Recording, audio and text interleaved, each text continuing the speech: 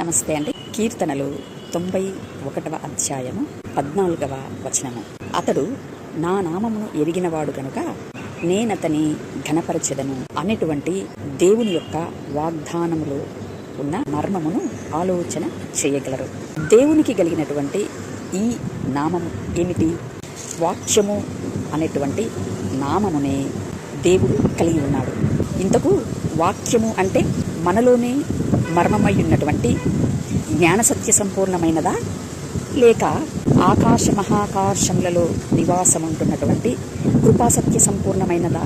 అనగా సర్వశక్తిమంతుడా, లేక మహోన్నతుడై ఉన్నటువంటి వాడా అని ఆలోచన చేసినట్లయితే మనలోనే ఉండి యుక్త కాలమున మన ఈ దేహ స్వభావమును పడద్రోయ బలము కలిగిన సర్వశక్తిమంతుడు వేరెవరో కాదు నాయనా. లోకము విషయములో లేదా పాపము విషయములో చచ్చి ఉన్నటువంటి వారిని లేదా పడిపోయినటువంటి వారిని దైవీ విషయములో నిలబెట్టే శక్తి కలిగినటువంటి కృపాసత్య సంపూర్ణుడైన మహోన్నతునిగా ప్రత్యక్షమయ్యే రెండంచుల వాడి అయిన ఖడ్గము వంటి వాడై ఉన్నాడు.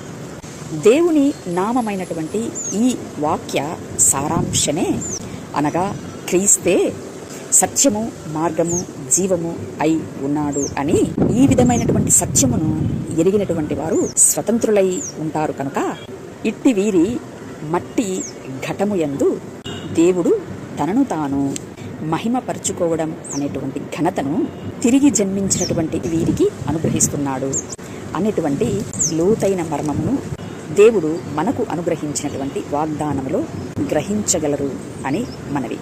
Thank you. నమస్తే.